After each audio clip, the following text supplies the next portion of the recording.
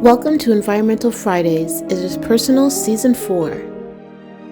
This season will be featuring 16 episodes with 16 guest speakers from Arizona, Barbados, Georgia, Grenada, Illinois, Massachusetts, Michigan, New Mexico, New Jersey, Ohio, Tobago, Trinidad, and the United Kingdom.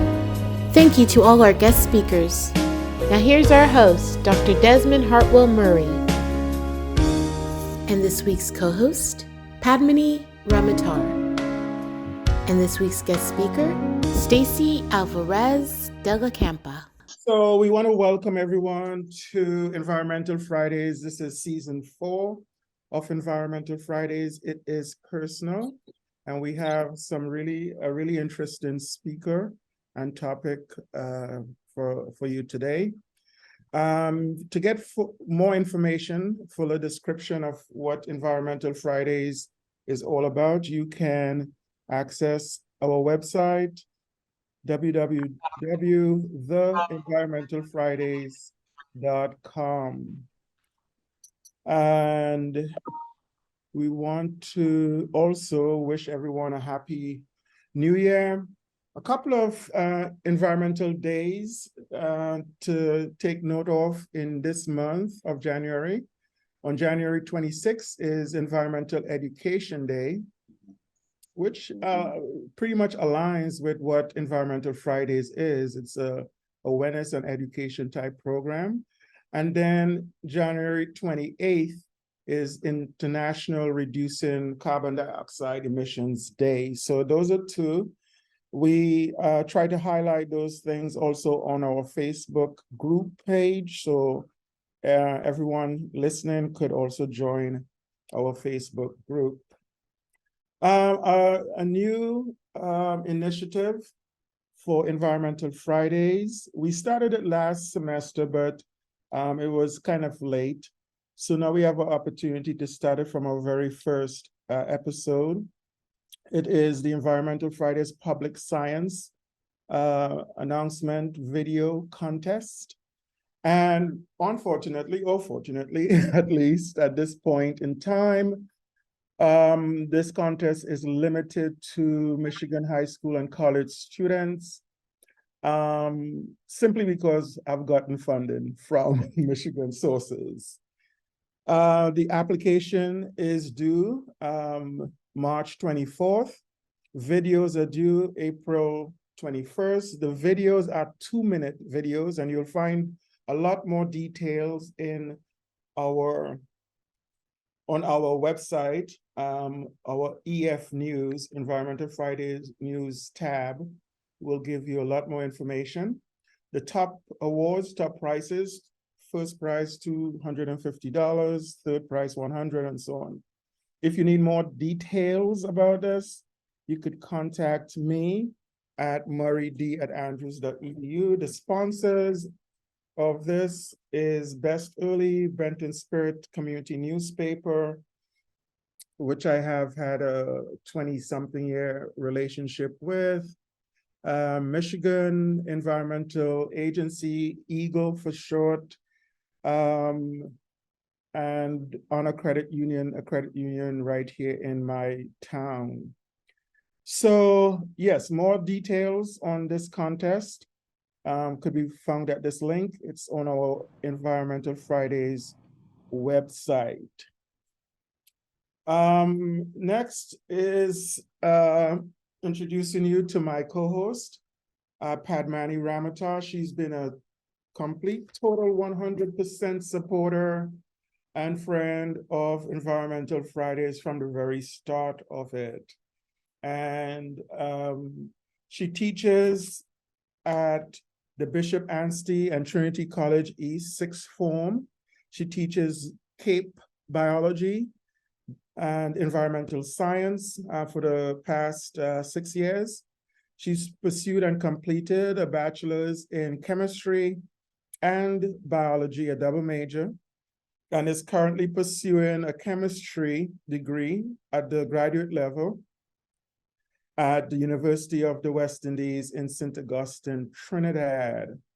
And she's very much been involved and incorporating environmental issues into the classroom, not only in terms of lectures, but involving her students in actual practical applications. You can also see some of the testimonials from her and her students about Environmental Fridays on our Environmental Fridays website. So, Padmani, the time is yours to introduce our speaker for today. Hi, good morning, everyone. So it is with great pleasure that I introduce our guest speaker for today, Ms. Stacey Alvarez de la Campa. So Ms. Stacey Alvarez de la Campa is the Community Manager and Ambassador Program Coordinator at Island Innovation. She completed her studies in Nordic literature at the University of Odense in Denmark before returning to Barbados to complete undergraduate degrees in literatures, in English and law at the University of the West Indies Cave Hill campus. She completed her fellowship in climate action at Anand University in 2022 and is a certified climate leader with the Climate Reality Project. She is also jointly certified in climate law and governance by the University of Cambridge, the Center of International Sustainable Development Law, and the Strathclyde Center of Environmental Law. Ms. De La Campa, the floor is yours. All right. Hi. Hi, everybody. I'm really excited to be here. I think this initiative of Environmental Fridays is fantastic. It's great to see an audience from so many different places in the world. I hope that we can have a nice interactive session, especially when it comes to the Q&A. Please feel free to ask anything. I will be sharing my screen, so I will not initially be able to see hands raised or maybe access the chat, but I know my very able co-hosts are able to help me with that. So, without further ado, I'll make a start. So again, thanks so much to Dr. Murray for the opportunity to talk a little bit about the topic today. I'm going to be looking at environmental challenges and sustainability opportunities in what I refer to as large ocean states. I never say small island states anymore. I want to change that narrative a little bit and empower us who are here in this part of the world. So I'll be talking about large ocean states. And my presentation is going to take a particular structure. So let me just begin to share my screen so that you all can see my presentation and we can make a start. Okay, so I'm going to get the slideshow started. Okay, so let me know if you can see the screen. Yes, it's coming up. Okay, fantastic. Uh-huh. Great. Okay, so as I said, my presentation is going to be about environmental challenges and sustainability opportunities for large ocean states. I think this is something that we have to look at closely in this part of the world, or in any island community. A lot of what I'll be focusing on is relevant to island communities all over the globe. I will also be talking a little bit about the Ambassador Program, which I'm the coordinator for, which I believe is one of the ways that we can enhance and take advantage of the opportunities that lie in the sustainability sector. Okay, so the structure we'll have, I'm giving you the introduction now, and I'll go into talking about some selected environmental challenges of island communities, because there are quite a few. If you think about island communities can be isolated, they often do not have the initial physical infrastructure to deal with the sustainability issues. There are times there's an element of diaspora where a lot of skilled people do leave island communities to seek better opportunities away. So, but I'll be focusing on the environmental challenges, some of them that I think are most important for us to look at. Now, I'll also be taking the approach of, okay, we'll talk about challenges, but we have to have what I call a solutions-driven approach. And I want us to think about that in every challenge lies an opportunity, not just to make the world a better place, but to really enhance and bring a sense of community and collaboration. So that's also what I'll be chatting about. Then I'll go on to talk about, as I mentioned, the Island Ambassador Program. I would really love everyone who is here to think about applying for that program. This is a way that we can all learn lots more about the solutions to environmental challenges. And it's also a great way to build your skills and hone your sense of, do some networking, but I'll talk about that some more when I get to that section. And then we'll have a Q&A session. So as I said, I really want to encourage everyone to think of this as just a chat. We're here together. It's Friday, so we should all be happy. And I'd like us all to think about some of the issues I've raised. If you might have some information that I didn't cover, or I can explore some more later on after the presentation if I don't have the answer, because no one has all the answers, but I'll be sure to try my best to find it out for you. Okay, so moving on. So thinking about sustainability, looking at my introduction, if we look about sustainable development of large ocean states, as I refer to us as, this sustainable development is threatened and continues to be threatened by some specific environmental issues. I mean, we have some issues to do with pollution and waste management. We have issues to do with bearing the brunt of climate change, despite the fact that small islands and as island communities, we emit very, very little of the overall greenhouse gases. We bear the brunt of the effect of greenhouse gases in the atmosphere so much more than some other territories and regions in the world. So that's why we have to think about how can we combat that? How can we mitigate that as much as possible? So one of the ways that we can address some of these environmental issues and challenges is to look at what are the connections between social, economic, and environmental challenges. And if we look at these connections and we think of a way that we can make them more relevant to who we are and how we can solve them, I think this is something that's crucial for us as we look at these challenges. We should also recognize that a lot of the environmental and socioeconomic challenges that we face today can be traced back to policy decisions that were made in the past. There's lots of policy that is not necessarily informed by evolving science and evolving citizen science, for that matter. Those people who are on the ground bearing the brunt of what's happening in terms of the environment and the climate, there's not enough of a pipeline between those people and, I would say, policymakers. This is the case not just in island communities, but throughout the world. So it's clearly time for a different approach. And I think programs like this one, like Environmental Fridays, it's a good way for us to get together. It's a great way for us to learn. And it's a great way for us to just have access to the knowledge that we need to make the changes and to stay motivated. Okay. So some of the environmental challenges faced by island communities I will be looking at. As I said, these are just some of them. Some I've selected that I think can form a bit of a core of what we're going to look at. So there are threats to biodiversity and threats to various ecosystems, which can often be exacerbated by tourism. We need to look at the conservation of our natural resources as islands. Waste management is something that's very important. And as I mentioned before, the impacts of climate change. And then we're also going to take a look at the costs of energy of these environmental challenges that we're looking at. Okay, so I'll look at the first one, or first topic, the threats to biodiversity and ecosystems, which can be exacerbated by tourism. This is something that I know is at the forefront, and the topic of tourism was really brought into stark relief when the COVID-19 pandemic started to affect island communities, and there were limits on travel and how much people could travel, because it made us realize just how much we actually rely on tourism in terms of our foreign exchange and as an economic boost to our communities.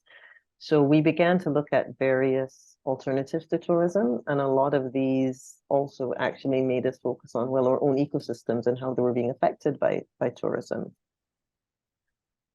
Okay, so looking at tourism and looking at the things we can do, biodiversity is something that is crucial to all parts of the world. We need diverse organisms to make sure that the planet can function the way it needs to, and ensure that ecosystems all over the globe can thrive. So ecosystem functions play a crucial role in things like food production, for example.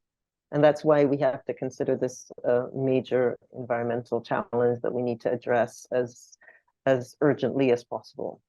So one of the issues with food production is that there's been a kind of a breakdown of some traditional agro-ecosystems and a loss of the associated biodiversity. Often there's a focus on monocultures, there's a focus on a few particular crops, as opposed to ensuring that there's a variety of flora and fauna that we can take advantage of in our natural communities when we're in islands.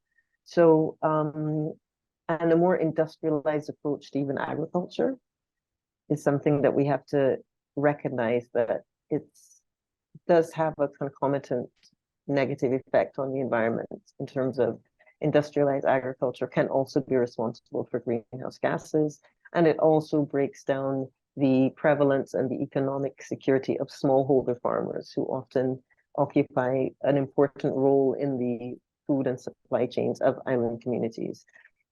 One of the reasons that we also need to focus on food security and ensuring that biodiversity and ecosystems are protected is the prevalence of island communities to import a great deal of the food that we consume. If we look to boost our own agricultural systems and ensure that there continues to be agrobiodiversity, I think this is something that we really do need to focus on as a matter of urgency. Better utilize a lot of our indigenous knowledge as well when it comes to these ecosystems and biodiversity. So that's something that we really need to bear in mind. In relation to tourism, for example, and thinking of, just kind of following up on what I mentioned, the impact of tourism on biodiversity or the impact of tourism on ecosystems. If the tourism product, as it were, is not explored and not implemented in a way that is measured, in a way that is sustainable, it can definitely have a corresponding very negative effect on surrounding ecosystems and biodiversity. And that's something that we really, really need to bear in mind in this region. I think that just generally, as I mentioned, the COVID-19 pandemic showed us that we really need to step away from looking at tourism as a sole economic earner and look at other ways that we can boost our economies in island communities. That's something that's really crucial. Okay, so I'll move on now to the conservation of natural resources as something that's a bit of a challenge. This is linked to the tourism product, and it's also linked to the idea of having an agricultural product that's based on monocultures. If we do tend to get rid of forests or get rid of various natural indigenous landscapes in order to create what we think is a short-term economically prosperous solution, that's something that's going to have a negative effect on some of our natural resources. It's really important that we try to bear in mind that this is not something that's sustainable and not something that at a long term is good for us and for any island community for that matter. Okay, so there is the idea of us looking at what is referred to as coastal squeeze, meaning that there's a great deal of development along the coasts, and that also has a negative impact on natural resources and the biodiversity along the coast. So this is something that definitely has to be managed and looked at in a way that, again, can ensure that the communities who rely on these coasts, not just for food or for an embodiment of their culture, but also something that has to be protected throughout the generations. This is very important for us to bear in mind. So that's another significant challenge that we face in island communities. In terms of waste management, and this slide does illustrate some of that. Waste management and plastic pollution is, again, something that it's an issue that a lot of island territories have in common. If there isn't sufficient infrastructure to focus on recycling, for example, if there isn't a way that we can focus on a more circular model of an economy as opposed to linear. So look at not just recycling, but also finding new ways to use waste, or what we consider to be waste, is something that I think it will take quite a paradigm shift to think about. Yes, did you want to say something, Dr. Murray? Oh, no. Okay, no problem. Okay, all right, so that's something that, again, waste management really have to consider as quite an urgent issue that we need to tackle in island communities. And generally, I think a more circular approach would benefit any communities all over the world from a sustainability point of view. Okay, so another major challenge faced by island communities is the impacts of climate change. And one of those impacts that's been brought to the fore more and more is the unfortunate dilemma of rising sea levels. That is a huge issue, and it is an existential threat for many island communities. We do, however, have challenges on various ends of the spectrum. So climate change, not just rising sea levels, but also the idea of extreme weather events that tend to have such a negative and catastrophic impact on physical infrastructure, on, you think of the loss of lives and livelihood, we think of the negative impacts. Again, we come back to the agricultural sector where crops are lost and damaged. There has to be a way, again, to look at how are we going to build resilience in order for us to make sure that we have a way to kind of make sure that these are not things that will continue to happen and continue to have the effects that they're having. So it's not just a matter of looking at climate change and looking at mitigating the damage. It's also a matter of how can we adapt as much as possible. And therein lies a challenge, because anything to do with climate change adaptation will also require the correct degree of financing. Okay. So the concept of financing brings me around to chat a little bit about costs, and there are lots of costs involved in energy. So the use of energy and the costs involved in energy, that's another challenge that island communities face. A lot of expenditure occurs when we import fossil fuels in order to tackle our energy needs.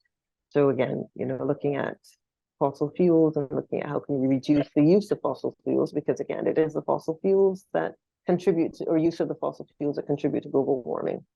So this is, again, we can see how many of these things are actually linked. And if we have a holistic approach, we can really tackle things in a way that will be meaningful, I think. And again, will have an intergenerational benefit, which is something that we can't emphasize highly enough. How much I think of this planet, how much I love the planet, how much I want my son to be able to enjoy what I enjoy. And that's one of the major drivers for me being as involved with them in sustainability. Okay, so those are just some of the challenges that we face. When we have the Q&A, I'd love to hear from participants in this session. What are some other challenges that you think are important? As I mentioned before, these are just some of them because we don't have enough time to go through a lot of the challenges, but we also don't have enough time to go through all of the opportunities. So I'll focus on some of those. Okay, so moving on to our next slide. So sustainability opportunities, and this is something that I really am happy that we're going to look at. As I said, in every challenge lies the opportunity to make the world a better place. And in terms of sustainability, we have to look at when we solve these problems, when we put these problems under microscopes, when we use our collective intelligence and our collective will to tackle these problems, lots of opportunities will actually arise. And that's the kind of the springboard that I want us to have this conversation kind of jump off of. Okay, there are lots of opportunities. If you take some time to address the challenges, be aware of what they are, that's when our awareness will lead to the evolution of various solutions and ways and plans and things that we can do. So tackling threats to biodiversity, the first issue I mentioned that I focused on was threats to biodiversity and ecosystems, and then linking that to tourism. This actually presents an opportunity to look at transitioning to a green economy. So the idea of an economy that focuses on sustainable development, that focuses on boosting our natural world, and also which focuses on relevant sustainable development priorities. This is something that we have to see as an opportunity in this part of the world. Okay, I can't emphasize enough how we can't just focus on the problems. We really need to focus on the solutions as best we can, because these are the things that are going to get us to the next level in terms of what we need to look at. So if we look at the priorities in various large ocean states, I mentioned things like making sure that there is a stronger agricultural sector. There are opportunities as well from an educational standpoint to see how can we look at making our respective national curriculum more relevant to sustainability. There's an opportunity to create this kind of curriculum. There's an opportunity to reach out to the powers that be in, say, education or in government or in the public sector and see, okay, what can we do to actually change a way of thinking? Because it's not enough that we make pledges or make promises or decide to enhance awareness. there's a level at which there's going to have to be some systemic change. But again, therein lie the opportunities that I'm talking about that I think are so important. Okay, so those are some of the types of biodiversity. In terms of tourism, there are opportunities to focus on a more sustainable model of tourism, and even, beyond sustainable tourism, we can focus on the concept of regenerative tourism. So sustainable tourism will focus on kind of maintaining and protecting what already exists, but regenerative tourism is the idea that visitors and travelers can actually have a positive effect on the surrounding ecosystem. And we tend to see that as the opposite end of the spectrum than tourism. But this is something that there's the potential to explore various entrepreneurial endeavors. There's the concept of ecotourism, which has started to become more and more prominent. I think we should recognize that there's really is a huge, huge amount of potential to change what we see as a tourist product. It really is going to be a fantastic way for us in this region to see how we can look at changing the concept of tourism.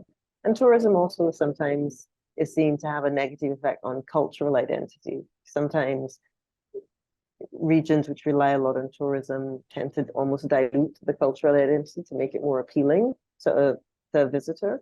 And again, we're seeing a shift in that idea. We're seeing a shift in that paradigm where it's important to honor and to present Indigenous knowledge and the whole kind of Indigenous philosophies as something that we can learn from.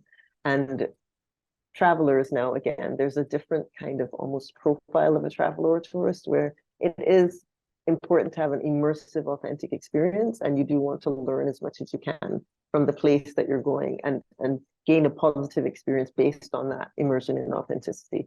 So that's something that we can look at opportunities in various tourism sectors. I mentioned ecotourism, regenerative tourism, even, medical tourism, spa tourism. There are lots of different things and different products that can have a positive impact on sustainability.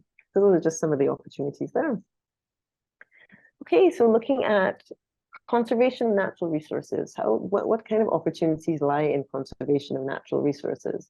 And definitely we can think of, when I mentioned the idea of coastal squeeze, the fact that there's lots of development along coastal areas, and this can create a lot of overcrowding and create concomitant problems to that.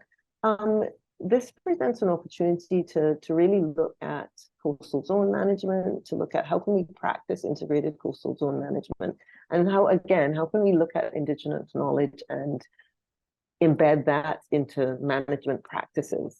So this is a way to enhance the people of a particular area. This is a way to empower Indigenous occupants of coastal areas, and also it's a way to, I think, bring the concept of citizen science to the forefront, because we have to realize that a lot of science has happened in a lab and a lot of science happens in academic institutions. But again, it's people on the ground and people who are experiencing the reality and throughout generations are seeing changes that that kind of knowledge and that kind of qualitative research is really invaluable. So those are some of the sustainability opportunities I would say lie in conservation of natural resources. Moving on now to waste management. We have that saying, one man's trash is another man's treasure. And that's definitely true in terms of waste management and how we can look at how can we turn waste into resources, and how can we turn something that we traditionally view as not very valuable or something problematic into something that can actually boost not just our economic resilience, but also our cultural resilience. This has happened in the Caribbean region and in some other regions when in relation to the sargassum seaweed that often washes up on beaches and can become incredibly problematic in terms of if it's left on the beach and it starts to rot and degrade, the kind of the fumes that it gives off, it's extremely unpleasant, and it's very difficult to enjoy the coast or enjoy a beach if there's a huge influx of sargassum seaweed. We are seeing that a lot of this seaweed is actually being used in various cosmetic products. It's being used as actually a form of food in the agricultural sector for animals. The sargassum seaweed also presents an interesting opportunity to boost research and development in any island community, because there's lots to know. There are various strains of sargassum. There's some strains of sargassum that, for example, produce or contain higher levels of arsenic than others, therefore it would not be safe for consumption.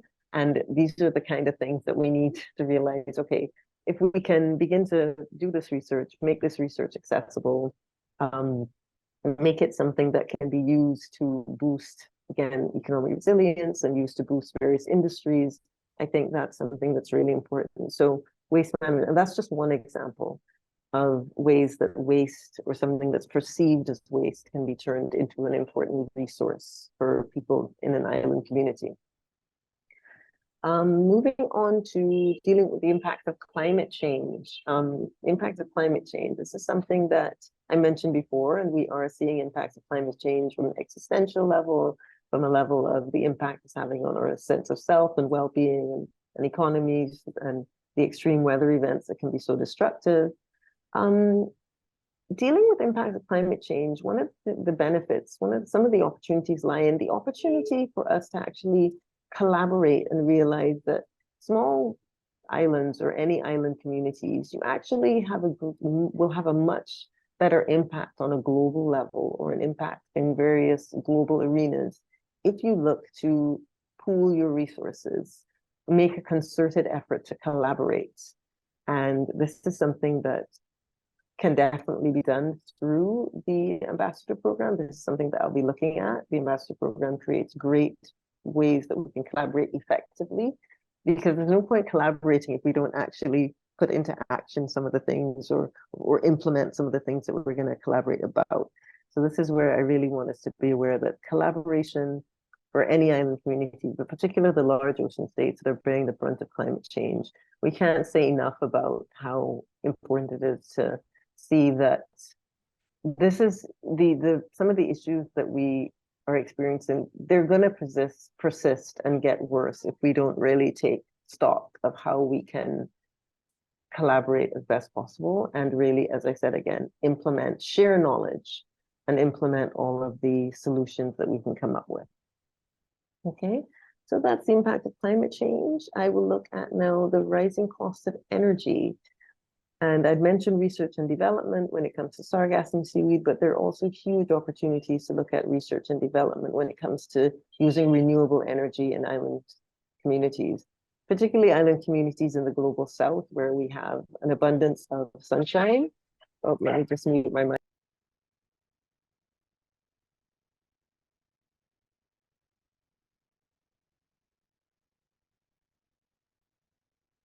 Sorry, I have a lot of traffic here, so I apologize about that. But yeah, so I was saying the rising cost of energy and the opportunity to focus on research and development in the renewable energy sector. And sorry, there's some dogs barking.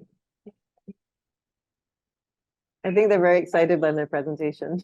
I'd like to think. But anyway. Okay. But the ability to focus on research and development of renewable energy sources. So rising cost of energy, we've all experienced it. I mean, I know in our part of the world, again, a lot of this is caused by the fact that we import all our fossil fuels, and a lot of energy comes from fossil fuels. So again, almost by default, we're looking at not just solar energy, but how can we look at harnessing wind energy? How can we look at harnessing wave energy, tidal energy?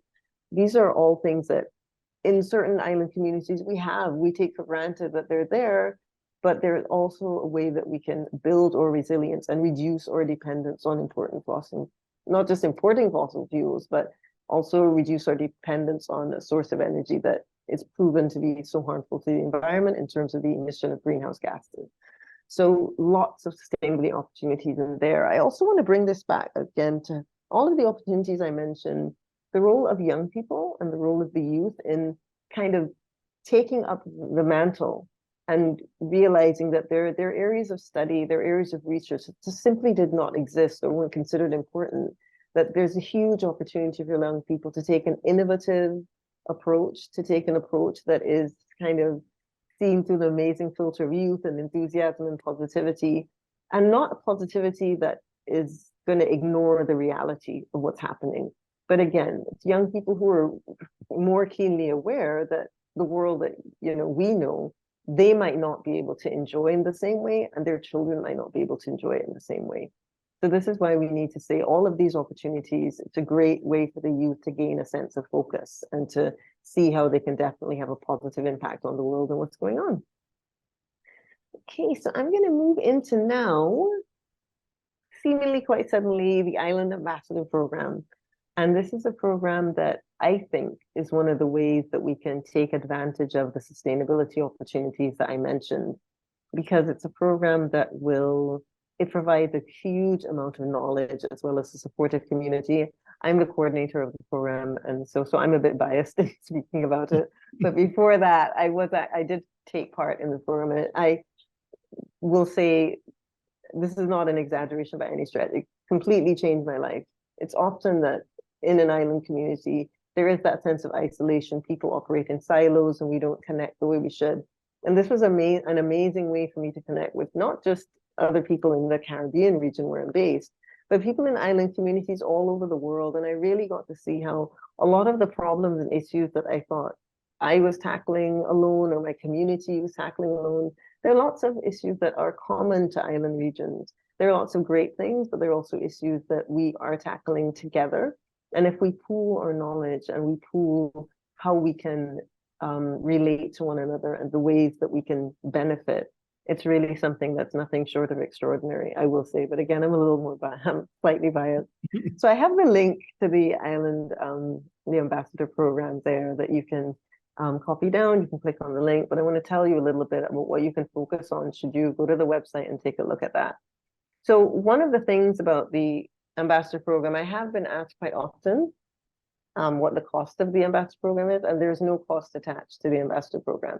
There's no age limit to the Ambassador Program. We have participants as young as 16 and as old as 60, 70. And we love, again, one of the things about the Ambassador Program is this great intergenerational festival, I call it, of knowledge, of ways that people can relate to each other and ways that we get to really, I've used the word connect so many times, but we get to really learn from and appreciate the chance to collaborate across generations and across seas and across oceans, because the program, again, some people have asked, it's what is it? It's actually completely virtual. So the meetings that take place and the training sessions that take place as part of the program are all done online. This, as much as it's an advantage to those of us who have access to steady internet or have access to a laptop, these are some of the things we can take for granted. There are some members of the ambassador community who have been helping who do not have access to these things. And we try through various channels. We have a Slack channel where I try to keep in touch. I also try to use WhatsApp. We're going to actually be opening up a WhatsApp group to make more people be able to access it, because a lot of our very, very active ambassadors only have access to WhatsApp. They're doing the most amazing things in their community. I can think of a particular community in the Seychelles that they look at plastic. They help to combat plastic pollution and recycling. And this is a non-profit, a not-for-profit, that they don't have access to a laptop, but I communicate with them on WhatsApp, and any photos or images that are shared, any updates that are shared, they're shared through WhatsApp. So the program is free of cost, and we try as much as we can to make it as inclusive as possible. That's something that's really important for us. And we want you to obviously to be able to benefit from the program. So while it is fun and it's wonderful, we integrate networking, sustainability, diversity, entertainment with knowledge. The point is that we want to help you gain skills. So we do have monthly workshops in various things. I coordinate these workshops and put them together. The upcoming year, this year, 2023, we're going to be having workshops on things like PR and media communication. We're going to be looking at concept of climate justice. We're going to be looking as well at the concept of not just the blue economy, which is the ways that we can have sustainable use of the ocean's resources, but also a lesser known economy, the orange economy, which focuses on art and culture and cultural ways that we can build resilience to island identity and cultural identity. So those are just some of the training programs that are on offer this year. We also are trying to bring something new this year that we've not done before. I don't want to give away too much, but we want to find a way to really recognize any efforts that any of you make as island ambassadors. So we're going to have a system in place where we recognize and amplify these efforts. But I don't want to say too much about that because that's coming up in the program. I don't want to spoil the surprise. And let's see, I'm thinking of what else I can talk about. The Island Ambassador Program is divided into 4 phases. So we have the first quarter, the second quarter, the third quarter, and the fourth quarter, which will run from end of January, early February into December. Something I want to mention, the deadline, it's very important. The deadline is January 31st. Spots are filling up fast, so I want to encourage you, if you are going to apply, I'm going to have a link where you can apply for the program. Please look to apply as soon as possible. I personally look at all the applications. So you can say, if you want to, in your application that you attended this this webinar, that you attended Environmental Friday, and I'll be sure to take a good look. But definitely, I think it's worth the while of anyone who's interested in, again, honing leadership skills and making sure that you can take advantage of these sustainability opportunities. The knowledge that's came to the program is something that's actually quite exceptional. Okay, so we have that link there. I'm going to move on a little bit to talk about some of the benefits of being an island ambassador, some of which I covered already in what I've been talking about so far. But you have the opportunity to network with not just other ambassadors, but we have experts in sustainability from all over the world that are guest speakers or guest hosts in some of the sessions that we hold throughout the year. So you have a chance to interact with these experts, ask questions, and share solutions. So again, it's a very solutions-driven program. It's all about how can we help each other to achieve what we need to in sustainability. There'll be exclusive training sessions, as I mentioned, on sustainable development, and not just development, having a positive social impact, okay, communications and more. You will be able to boost your online profile and share and contribute content and share things, okay? So this is something that's really important as well. And you can showcase your island and connect with a global island community. And I can't say enough of how much I benefited from that, okay? Something that's very important, the Virtual Island Summit that happens every September into October. That's one of our flagship events at Island Innovation. And this is an event that brings together various panels and has experts talking about things, sustainability, agriculture, food security, the blue economy, all the things I mentioned. You can apply all of the knowledge that you've learned throughout the course of the program by participating in the Virtual Island Summit. We also have ambassadors who hold various local events, and that we can chat about some more because I don't want to take up too much time. I want there to be time for questions and answers.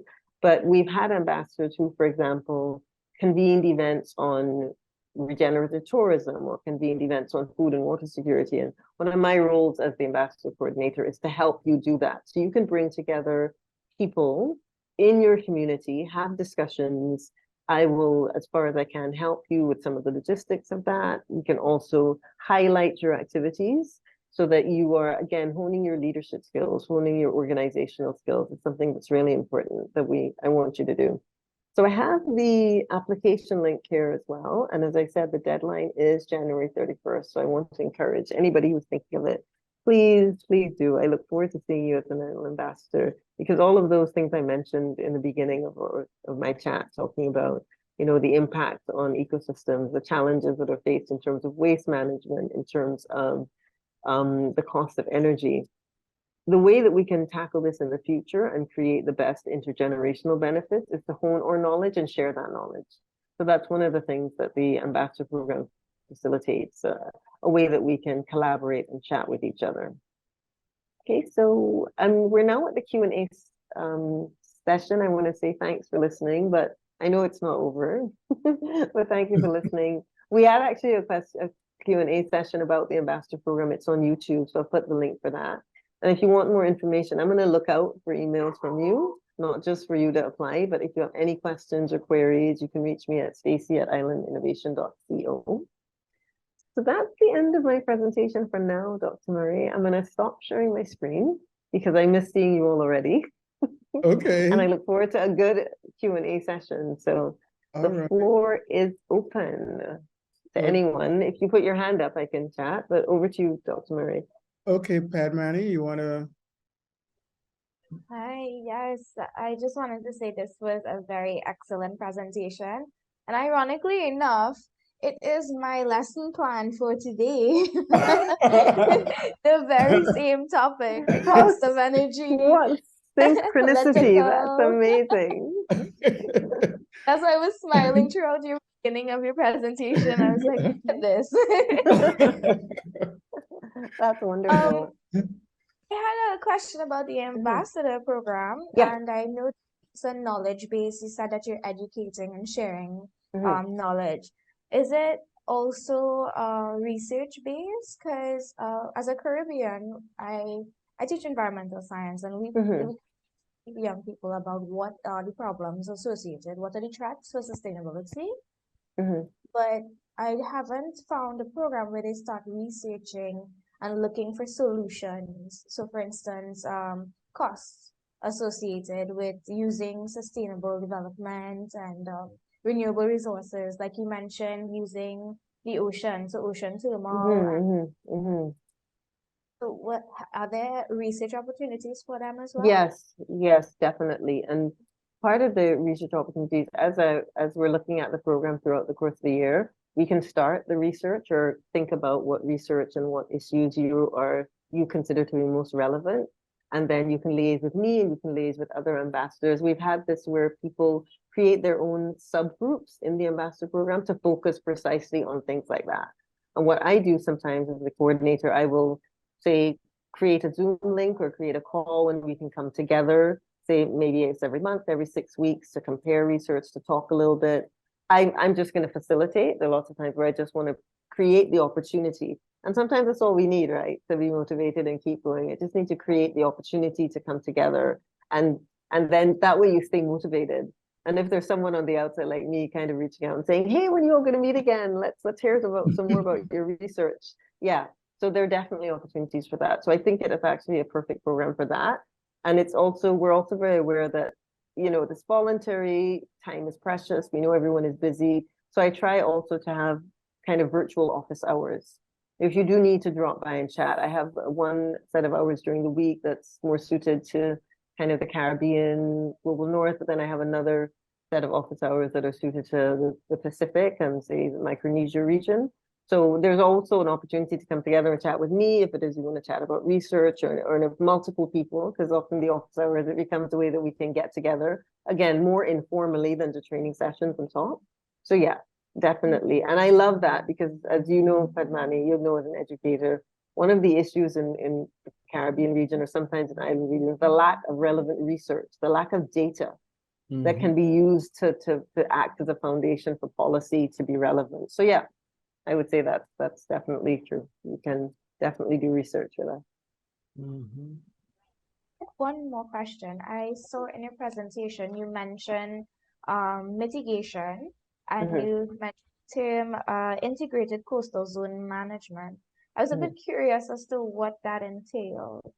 Both of them, that's the mitigation or integrated coastal zone management, which one, or both? Coastal zone management. Okay, so the idea of coastal zone management, if you're going to integrate an approach to coastal zone management, you have to look at all the various aspects and how there isn't one particular aspect of something that's going to be affected. So for example, if you're looking at coastal zone management, you're looking at use of resources and fisheries. You might be looking at the inhabitants of that coastal area. So if we look at the intersection between that, those people, inhabitants of the coastal zone area, are they fishing? Are they using fisheries? What are they? What's their connection to it? Is it something that's more industrial, where they look to just use all of the resources for food, or use all of the resources to sell or take to, say, a central market? Is it something that they also, because of their closeness to the community, have a much greater awareness of the flora and fauna and the biodiversity, and can give really coherent and really valid qualitative insight into how has this area been affected over the years, and then use that to formulate policy that has to do with coastal zone management, and I have to do with conservation of of ocean and coastal resources. One of the issues with coastal zone management or any coastal area is erosion, and if we think about, for example, looking at nature-based solutions, that could be something we could consider, nature-based solutions to bring that into climate change mitigation. Again, you would know the importance of mangroves and the importance of what I call coastal forests like mangroves in providing resilience and providing a shield and a protector from storm surges. But also mangroves act as fantastic carbon capture. So they help to take the carbon dioxide, which is a greenhouse gas, out of the atmosphere and help to contribute indirectly to mitigating global warming. So the idea of an integration, it's not as easy, but again, we can't look for easy solutions. We have to look at how do all of these areas intersect and then formulate policy and management based on those. So yeah, that's pretty much it. Very nice. So we invite others to ask Please, questions. yeah. Raise your hand, unmute your mic, let me know. Even if you're not asking a question, what did you think about the presentation? Yes, it's interactive. So while we wait for others, we've been getting to know each other here, and I think your personal and professional journey so far to this point is very interesting. So do you want to? Interesting is a good word. So, because, for example, you were born on the island that my sister was born. Oh So yeah. you share that. Yeah. So yeah, tell us a little bit about both your personal and professional journey. Sure. My goodness, yeah, I was born on a very small island of St. Vincent and the Grenadines, and then moved to Barbados with my family when I think I was about 3 or 4. But I always had this dream to travel. Like I was always daydreaming. I was constantly daydreaming. It was quite funny. I know I used to spend many an hour, and I'm sorry, Padmani, because you're a teacher, and I know that you probably have students who don't pay enough attention. But I would just daydream and look out the window and think about. I used to go on long walks as well. I love nature. I loved animals, and I think that I grew up in the era when you had a couple of choices of quote unquote good professions, doctor, lawyer, even though I ended up doing a lot of doctor, lawyer, engineer, architect.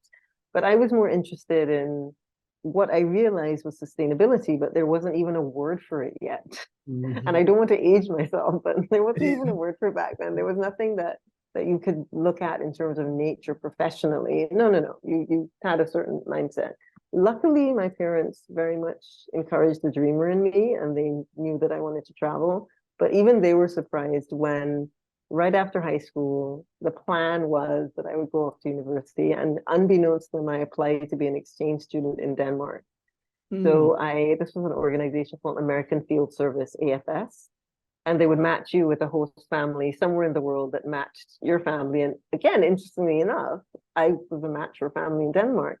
So when I got accepted into the program, I thought, oh, now would probably be a good time to tell my parents that I would be going off to Denmark and not to university like they wanted. And after the initial explosions had cleared and the dust had settled from the kind of apocalyptic rage that ensued, they realized that I wasn't going to change my mind. And at a certain point, again, and I kept saying to them, to my parents, this is your fault. You raised me to be a dreamer. You raised me to be a seeker. And you can say they were like, oh no, it's not good. so I went on to Denmark before I went to university. And that, again, was one of the best things I ever did in terms of seeing different cultures, learning a new language. I was completely immersed in a new language. And just that actually gave me an appreciation of sustainability and nature, because there was so much more of an emphasis on recycling and sustainable living. It just wasn't something that was as emphasized as much in the Caribbean region. So I got to see, the family I lived with, they lived on a farm. So again, that was to me was like a dream come true, because I could be around, they had horses, they had sheep, they had pigs. I also learned about, though, the idea of agriculture and, the idea of agriculture being something personal that you take part in as a stakeholder. We always say what an agricultural stakeholder must be a farmer or must be someone in a supermarket. No, if you eat, you're a stakeholder in agriculture, as far as I'm concerned, because that's the reality. So I got to see the hard way where food came from, where a lot of my classmates would say, oh, what did you do this weekend? I went to Copenhagen and partied, and I'd be like, this weekend we killed the chickens, That's what we did. And they were like, okay. But again, I learned firsthand. To this day, if I go to the supermarket and a chicken is not plucked properly, I get very upset because I know that I can do that. Right? So, and then even again, just looking at nature-based solutions, there wasn't that emphasis on pesticides and fertilizers. This had quite a horrific stench, but fields were kind of looked after. So fields of crops were looked after with pig's urine that would be sprayed by huge trucks. So I rode a bike everywhere. That was another thing in terms of, cutting down greenhouse gases and being more active. I rode a bike everywhere, no matter what the weather was.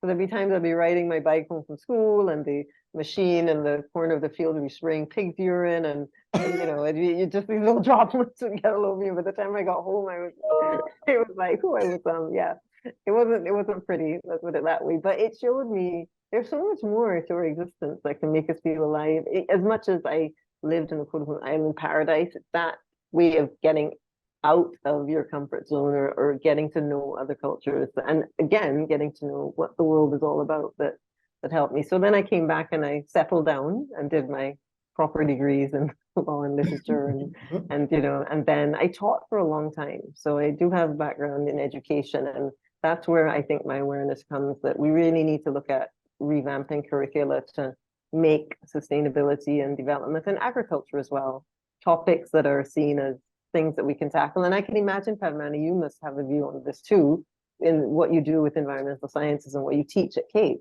That must be something you think about a lot.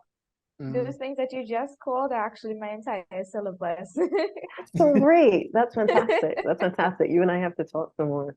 So then it brought me to, I did work also in a law firm for a while. So my journey has been quite the zigzag journey. And I want people to know as well, it's okay if the journey does not seem linear. Right. A lot of the time, something that's cyclical will build your sense of who you are, and it will, create a sense of happiness and security.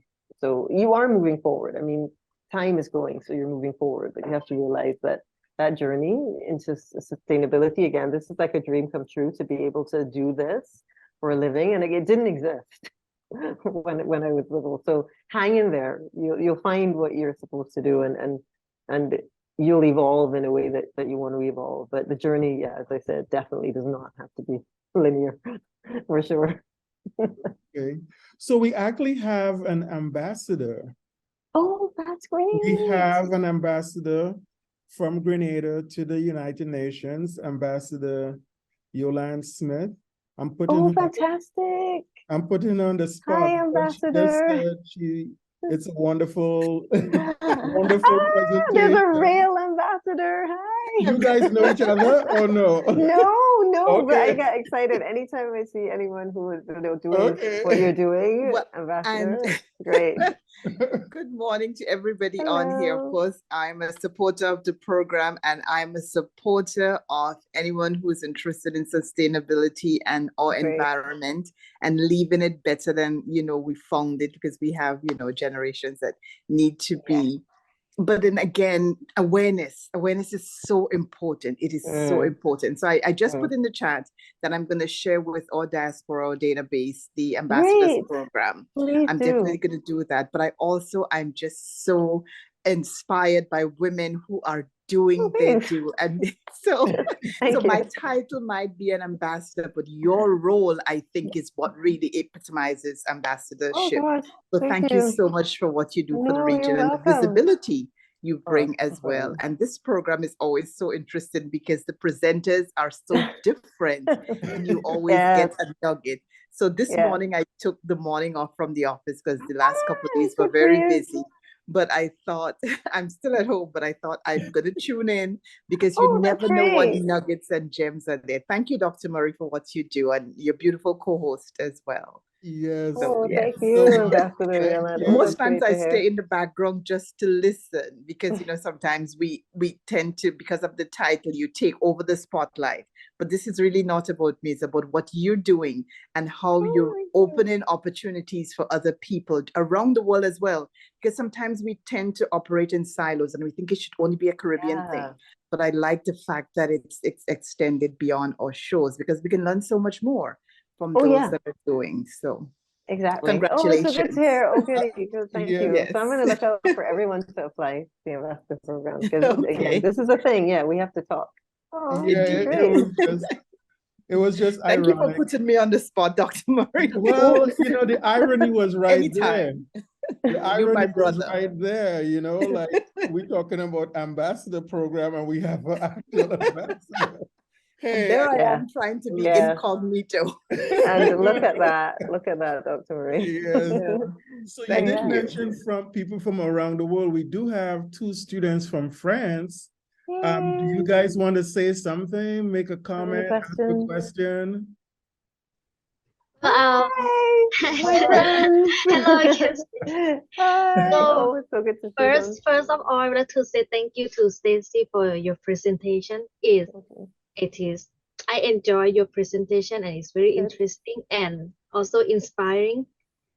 Great. And is sustainability or sustainable development is something that we are currently studying right now, Mhm. and it seems important as we are students in the era of change, if I can say, the Yeah, future with an uncertain future. I think that studying about sustainable development is going to help us to, how can I say, to find a career that is going to be Yeah. useful Mhm, mhm. for Yeah. Yeah. for ourselves and also for the other people. And that is our aim because we also would like to work in an environmental organization to be useful, That's great. to help people and to protect our planet, and Yeah, also that's wonderful. preserve culture, as we are originally from Thailand and we live in France now. We see the differences between France and Thailand, but at the same time we Yeah. realize how moving to another country and meeting other people help us to realize Yeah. how important it is to learn from other people. And being here with you and meeting Yeah. other people and the ambassador of the program, it inspires me. Yes, Oh, it good. inspires me. And I'm now actually looking for a master program. So Oh, that's super. That's great. Yeah. And even while you do your master's program, I hope you apply to the ambassador program, Tim. I think I may have seen your name. I hope you all apply because I think even the knowledge sessions that the training sessions, you all would enjoy a lot. It gives you the yes. same opportunity that we have here. But again, island communities, you meet lots of people, and I'm structuring the content in a way that it's going to be very much worth your while to learn. I'm going to create Yes. learning materials. So yeah, so it would be great. Yes, I will.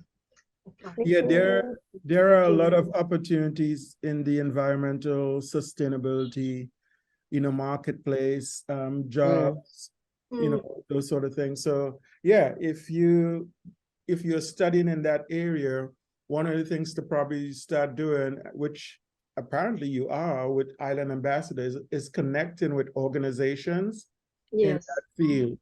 So Yeah. it would make Yeah. it easier for you to say, oh, I want to work with these people. I want to work with them. Yes, Could do internships. precisely. Does the ambassador program does Island Innovation have opportunities for internships? Yeah, we do. We do. We call Okay. it our fellowship. We have called it our fellowship program, and I'm also the coordinator of that. Yep. So we call it the fellowship program, where you'd more directly with us in different areas, be it content creation or sales and marketing or research. Again, is another area that we have. So we do have opportunities in the fellowship program. I can actually see if I can put that link in the chat.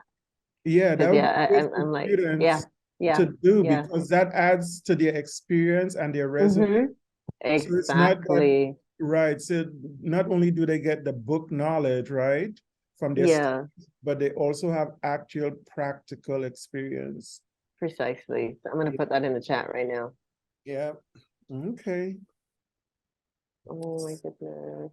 Any other questions or I comments? have another question. Mhm. I know you went to COP27. Would Well, I wasn't there personally, but we did have we had some of our reps from the program at COP27.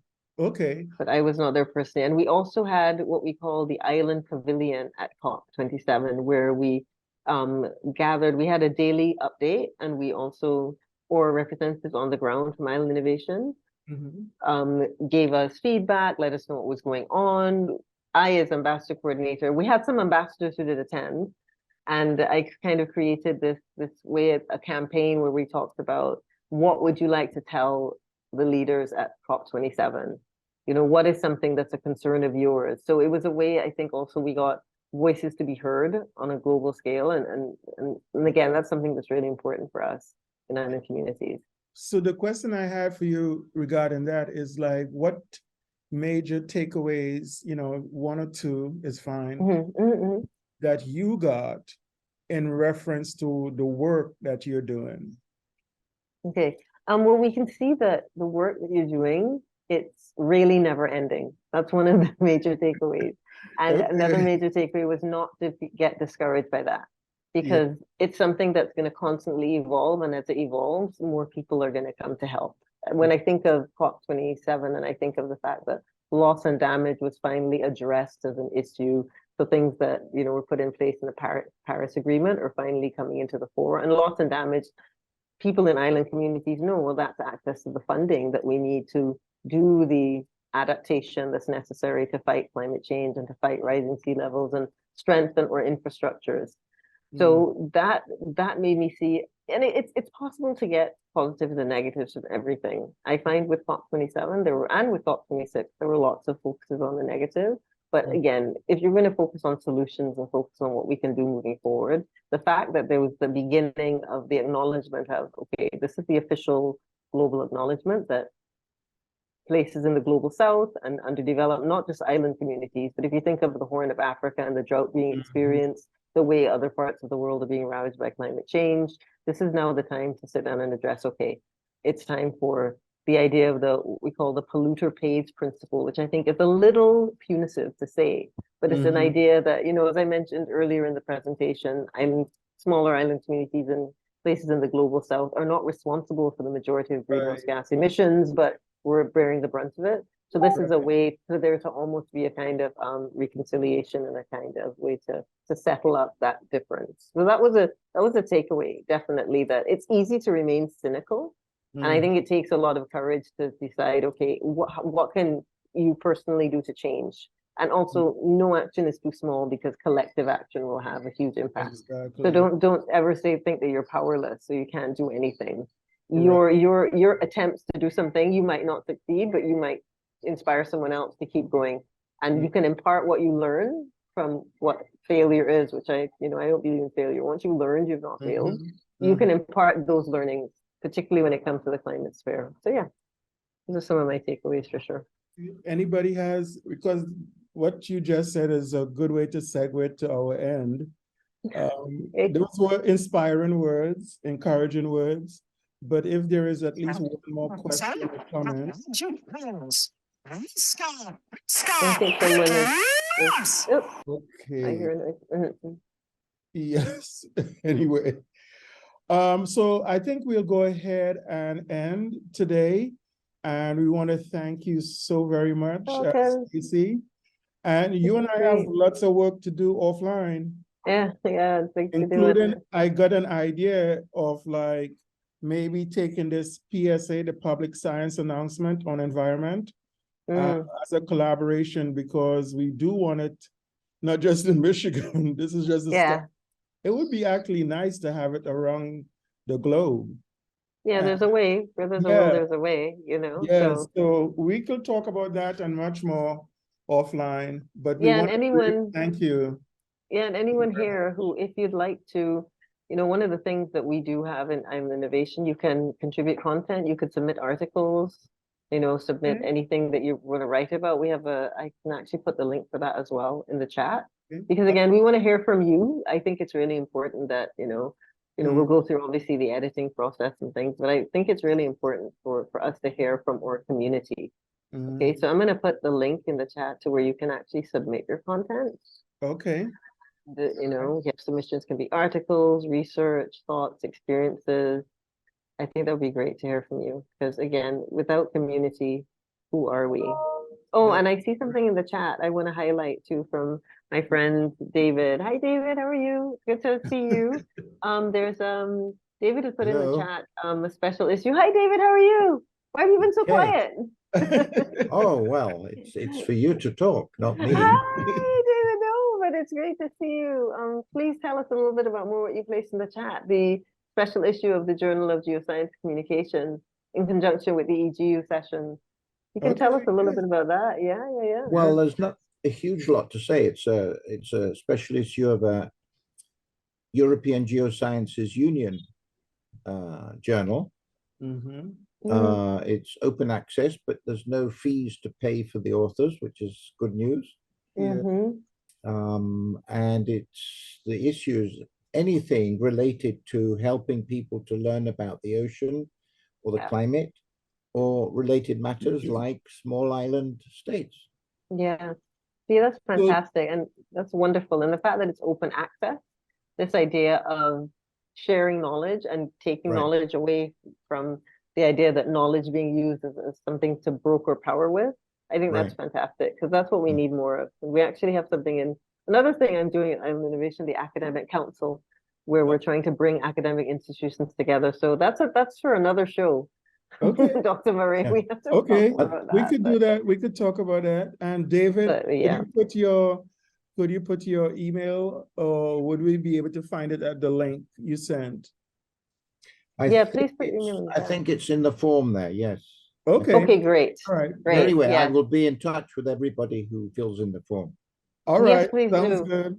Yeah, and David too. This is David has the Ocean Climate School. I attended sessions in the Ocean Climate School using a lot of interactive learning, and it was one of the best things I ever did. Up there with being an exchange student, I got to meet people all over. We had interactive learning, participatory learning. It was absolutely fantastic. So yeah, I recommend. And we're going to that do for it sure. again Yes. with Stacey. Yeah. Okay. Yeah, I'm gonna be busy. Sounds Good like way. it. Yeah, thank you. Good to see Okay. everybody. All right. Thanks again to everyone. Thank you, Stacey. Thank you to my co-host, Padmani. And next week, our topic is going to be on cultivated meat technology. People may have questions about that, but we should be hearing from someone who's an expert in that field. So stay tuned. We will be in touch and have a great weekend. Thanks, everyone. Bye. Okay, bye-bye. Bye, everyone. For more information about our sponsors and partners, please visit the Environmental Fridays Partners and Sponsors page.